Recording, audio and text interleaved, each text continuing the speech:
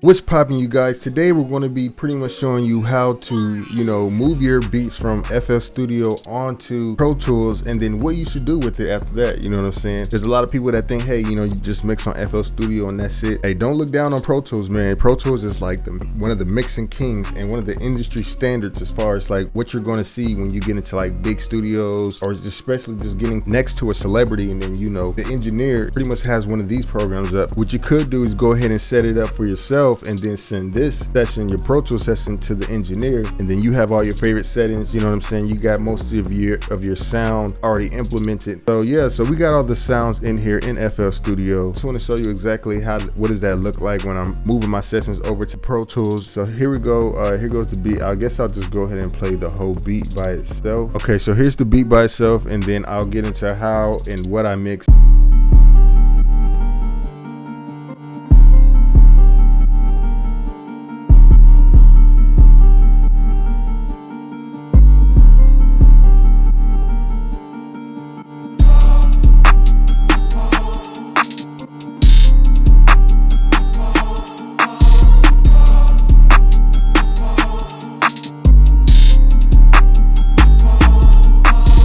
Okay, so that right there is the beat, and there is some vocals on this session right here. And if you want to go ahead and figure out how to mix vocals in Pro Tools, make sure you subscribe to the channel and I'll go into detail about that. But for right now, we're just going to focus on the beat portion, and then later on we'll do the vocals. And this right here is like one of the last steps I do with my music. Normally they will record on a 2-track, and then before I mix it, I go ahead and throw the tracked out beat in there. So one of the first things that I want to go ahead and start out with is the 808. You know what I'm saying? That's one of the greatest parts about beats. As you can see here, I really didn't add anything at all. Like, majority of the mix is all leveling, but you got to understand that, with rap music, you got to make it hit, you know what I'm saying? Especially like the 808 and stuff like that. A trick that I do, I will duplicate the 808 and bring it onto another track, but I will turn this track all the way down and then go ahead and add distortion, you know what I'm saying? Just a little bit of distortion. Go ahead and EQ it as well. Go ahead and take some of the highs out, because when you distort it, you get those highs too. So I go ahead and turn that down, turn some of this up, and you know what I'm saying, just make it sound good. Add a little bit of bass in there, you know what I'm saying? You don't have to, but when you do, just do it. Yeah, so I turned this all the way down to 0, or whatever is lower than that, infinity. Turn it all the way down, and then I'll slowly just raise it up like this to find a good level where I feel like it just sits at for the whole entire mix. This is another trick you can do. You can use this at the end stage too. When you're making your tracks as loud as possible, you don't have to necessarily make the main 808 loud, but the second 808, you can turn it up and turn it down depending on how loud you want the track to be. And then when you're duplicating these 808s too, it just give it more thump, you know what I'm saying, more rumble, you know what I mean? And you need that in hip-hop music. This is how I do it on all my mixes, paid mixes, and then boom. So that's the 808. Like I said, I don't really do nothing to the main 808, but really to the second 808, that's when I go in. This track didn't have any kicks. Sometimes, like, what I like to do, I like to have a template of my beats and sessions and stuff like that. All this stuff is already here, and I just plugged and play and did the leveling. So that's why you see stuff in here that's empty, like kick, metro kick, some things that I normally use, but I didn't use it in this particular beat, so it's not here. Next is the hi-hat. So what I did on the hi-hat, I really just took out some of the low ends, because at the end of the day, like, it's always some type of low end in majority of sounds, whether you want it to be there or not. I didn't want any of that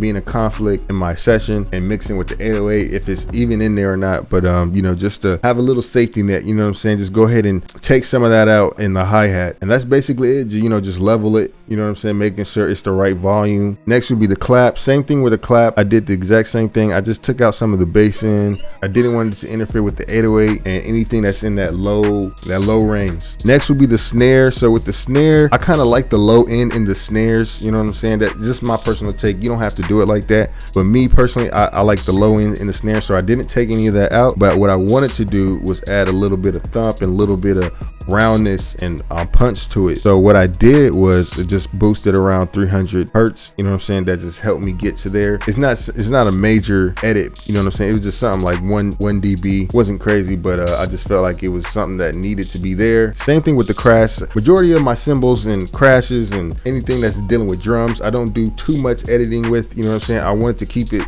that same FL Studio quality. You don't want to overdo the mixing on your drums, especially when you're moving to different platforms. And that's literally it for the drums, you know what I'm saying? Nothing too crazy, no tricks up my sleeve except for the next tip that I'll show you in a minute after I get done with the melodies. So the next one was a guitar. Normally I use pianos, and I have that set on the template, but in here I use a guitar on this particular beat, and this is my main track for melodies. You know, you can see what I did here. I just took out some of the low end, added some roundness to it because I still wanted to be a solid instrument. You know, added some high end a little bit, around 3,000 hertz. As you can see, like with the high end, I took some of the high end out because, you know, that gives it more room for the vocals to sit on top. You know what I'm saying? When you're doing stuff like that, you know, you don't want a lot of sounds clashing with each other, and they will clash with each other if you have it set like that. So in your melodies, just try to take out some of the high end, even if it's a high end type sound, you know what I'm saying, like a bell or something. This was just a guitar. We could play it real quick. Let's listen to it.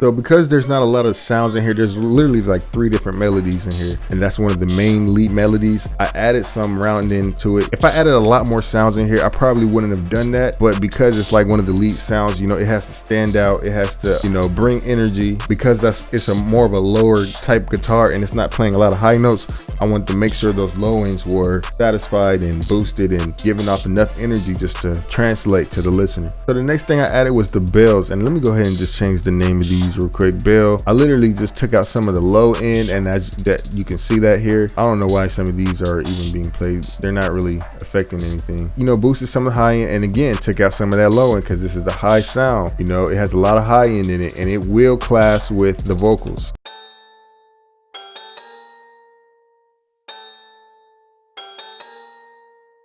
So boom, nothing too crazy. I didn't add anything else, but I'll show you where like I added some, like where I widened it out, you know what I mean, and all that kind of stuff in a minute. So here is, I added my choir, and I literally just took out the low end on that, you know what I'm saying? I didn't add anything else. I could have dropped some of the high end a little bit. That's it really. Like I said, you don't want to overdo it. You don't need to add 100 million effects or 100 even paid effects, you know what I'm saying? The majority of these effects that I use on this beat are free effects. But let's go on to some of the a little bit more advanced things that I did. So here we go right here. I added 4 aux plugins on my beat. One of them is, I took this trick from Alex Toomey where he adds all the drums into an aux, and in that aux he crushes the hell out of all the drums, and using this plugin right here, and I think these are the exact settings. I can't remember. I think I like screenshotted it and got all the effects or whatever, and this was the exact settings that I believe he used just to add to the drums, you know what I'm saying? And if you don't know already, he mixes Young Thug, 21 Savage, a lot of people in the game. So like what I did, same thing with the 808. I turned that one down and I just slowly just turned it up until it matched. It just sounded good. You know what I'm saying? Basically it's all by ear. And this aux right here is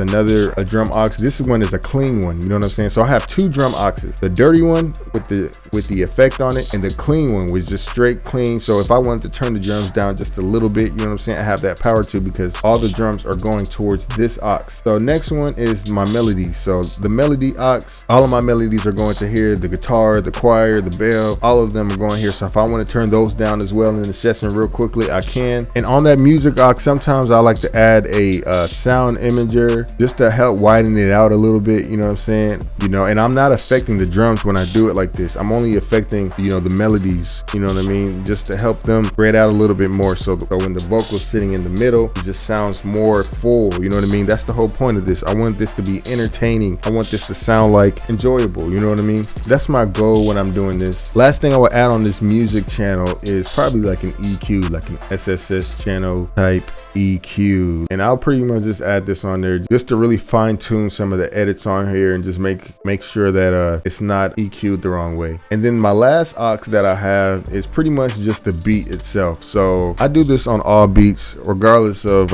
if it's mixed by me or not. I always turn down around 1,000 hertz because that's exactly around that range where the vocals sit, and doing that will make sure that the vocals sit on top, and it just sounds much cleaner when you just take some of these out in the the beat. If I didn't mix this beat and it was somebody else's beat, I'll probably take out this high end too as well. But because I already did it so many other times and stuff, I don't need to do it here. Yeah, that's basically it on how to mix your beats in Pro Tools. If you want to see more on the vocal side, make sure you subscribe to the channel. I will go into detail about that. I'll basically play this whole beat, I guess, again at the end of the video. Hopefully this helps you. If you have any suggestions on what you would like to see from this channel, make sure you let me know in the comments. I appreciate you guys showing up to the videos. Thank you guys again for watching. If you need anything, let me know. I'll be in the comments commenting back to everybody. Hopefully you guys stay safe, and remember, it's only a matter of time. Peace.